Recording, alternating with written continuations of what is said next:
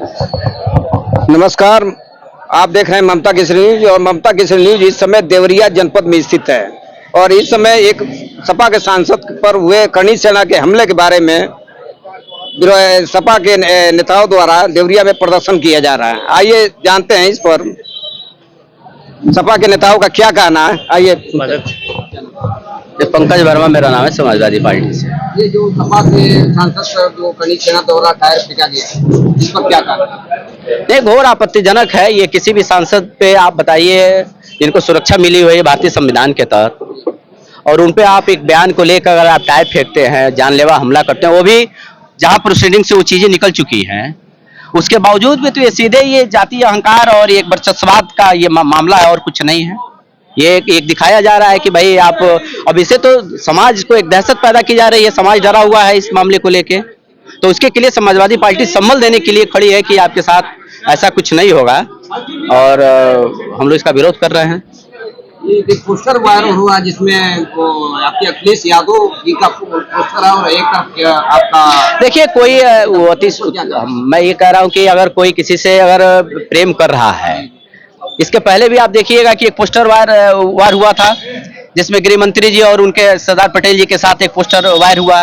हो सकता है उन्हीं को देख के वो भी किसी ने कर दिया होगा, लेकिन मामला वो नहीं है कि आप अनावश्यक इस बीच में जहां देश में इतना बड़ा मामला चल रहा है, सीमाएं आपस में तनातनी की स्थिति खड़ी हुई है और आप उस समय पोस्टर वार लेके आप निकले हैं, तो इसी से लिए आपको सिद्ध हो रहा है कि आपका मुख्य मुद्दा जो है देश की सुरक्षा नहीं है। भारतीय जनता पार्टी सारे बड़े से बड़े नेता पोस्टर वार पे चले गए। आपका कहना है कि जो देश में आतंकवादी हमला हुआ या इस तरह का हमला हो रहा है उसको ध्यान भटकाने के लिए निश्चित इस बात को कहा जा सकता है, क्योंकि अगर प्रधानमंत्री अगर चिंतित होते तो आप ये बताइए अभी तक प्रधानमंत्री का कोई प्रेस वार्ता नहीं हुआ इतने बड़े हमले पे, गृह मंत्री का कोई नहीं हुआ, रक्षा मंत्री का तो प्रेस वार्ता करनी चाहिए। आखिर में कब करेंगे? इतना बड़ा हमला हो गया और आप सीधे विदेश से आते हैं अपना कार्यक्रम को छोड़ के, सरकारी कार्यक्रम था, और भारत में आके आप सीधे रैली करने चले गए और आप सबको बुलाया, आपने सर्वदलीय बैठक बुलाया, सर्वदलीय बैठक से आप गायब हो गए। तो आप खुद बताइए, देश की जनता देख रही है कि आप कितने चिंतित हैं।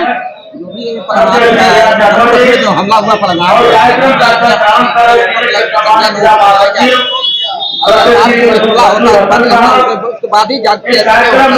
ये सोई हुई सरकार है, ये सोई हुई सरकार है। आखिर में जब आप कह रहे थे कि नोटबंदी से देश सुधर जाएगा, नोटबंदी आपने कर दिया, अनुच्छेद 370 आपने खत्म किया, तो पूरे देश में आपने जश्न मनाया कि अब आतंकवाद यहाँ से खत्म हो गया। तो नोटबंदी के बाद भी आतंकवाद जारी रहा, अनुच्छेद 370 खत्म होने के बाद भी ये जारी रहा। तो कहीं ना कहीं सरकार फेल्योर है, जहां उसको ध्यान देना चाहिए वो ध्यान नहीं दे रही है, वो ध्यान इस देश में दलित पिछड़ों पे अत्याचार करने में लगी हुई है। की बातें हो रही है मारा जाए, अरे भाई साथ देगी क्या? साथ दे रही है, किसने कहा कि साथ नहीं देंगे?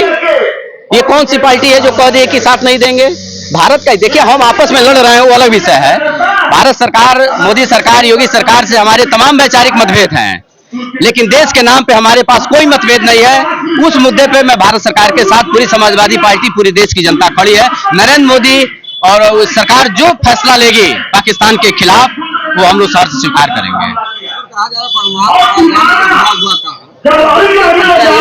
बताया जा रही है अगर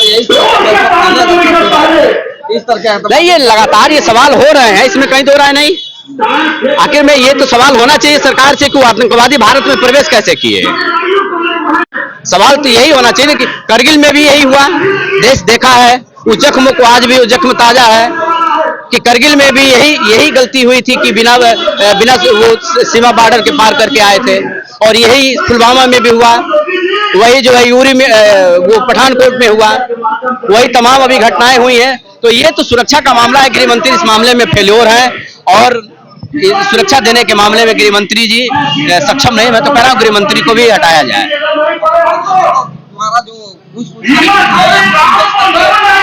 भाई प्रधानमंत्री का बयान आप उठा के देखिए जो 2012 में दिया है। प्रधानमंत्री खुद कह रहे हैं आतंकवादियों का कोई धर्म नहीं होता। तो जो पाकिस्तान का दुश्मन देश हमारे देश में आ रहा है, तो उसके के लिए क्या हिंदू, क्या मुसलमान, क्या सिख, क्या ईसाई, वो तो आया जान लेने के लिए।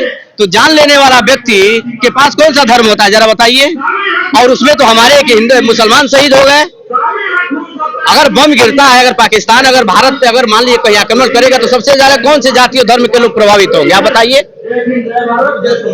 जो वहां जाति सबसे ज्यादा संख्या में निवास करेगी उसी का तो सबसे ज्यादा नुकसान होगा। तो ये कहना कोई मुसलमान इस देश का, कोई सिख, कोई ईसाई पाकिस्तान के साथ नहीं खड़ा है, ये अनावश्यक रूप से एक सा माहौल बनाया जा रहा है। पूरा देश आपके साथ खड़ा, आप क्यों नहीं पाकिस्तान को ठीक कर रहा है? करीब आप तो कह रहे थे कि 56 इंची छाती है, एक सर के बदले 10 सिर लेके आएंगे। आप तो कह रहे थे कि हम घुस के मारते हैं, मारिए घुस के, पूरा देश कह रहा है घुस के मारिए। आखिर अब कब बदला लेंगे बताइए? पुलवामा का अभी न्याय नहीं कर पाए, तब तक दूसरी घटना हो गई। चाइना 20 लोगों को मार दिया, अरुणाचल प्रदेश पूरा जो है कब्जे में चीन के जा रहा है। कई हजार वर्ग किलोमीटर आप जमीन जो है चाइना ने, इसीलिए सरदार पटेल कहते थे कि पाकिस्तान से ज्यादा खतरनाक चाइना है, वो साम्राज्यवादी है, उसको पहले समझिए। तो आप उसको झुलाते हैं और वहां जाके आप जो है पाकिस्तान में आप जाके जो है वहां पता नहीं, अब तो बहुत सारे आरोप, अब क्या खा के आए, हम तो नहीं कुछ कर सकते हैं। लेकिन बिना देश को बताए आप सीधे पाकिस्तान में नवाज शरीफ के घर क्या करने चले गए? ये तो देश को बताना चाहिए। मनमोहन सिंह पाकिस्तान में पैदा होके नहीं गए, देश के प्रधानमंत्री थे 10 साल, लेकिन उनकी हिम्मत नहीं की कि वहां चले जाएं। और आप चले भी गए और वहां भोजन करके चले आए, और क्या क्या आदान प्रदान हुआ है ये भी देश जान रहा है। तो ये सब करने की क्या जरूरत है? दुश्मन देश से बच के रहना चाहिए आपको, उसमें प्रेशर की राजनीति होनी चाहिए।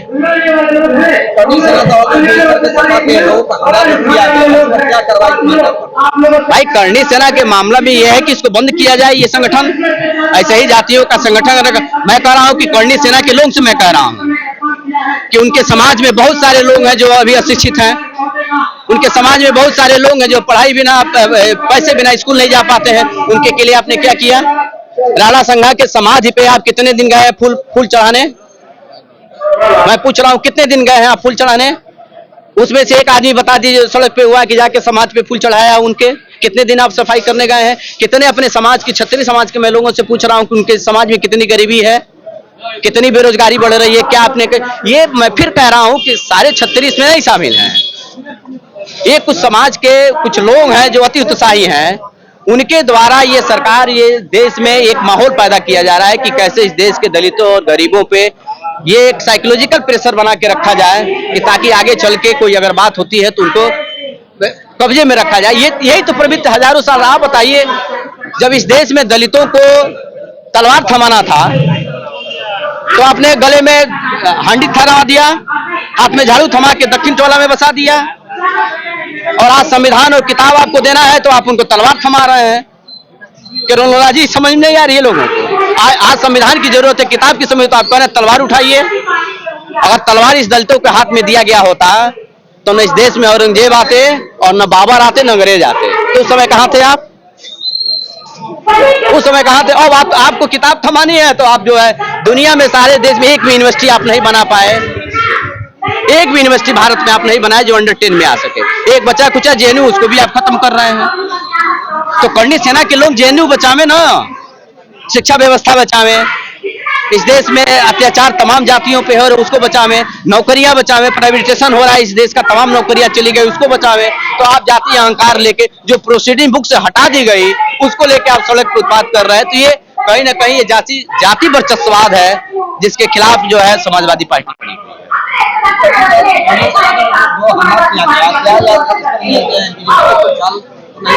नहीं है, निश्चित है। आप बताइए, अगर मुख्यमंत्री हो गया अखिलेश यादव अगर मुख्यमंत्री होते और यादव महासभा के अगर लोग अगर इस तरह से अगर नंगा नाच किए रहते तो क्या होता?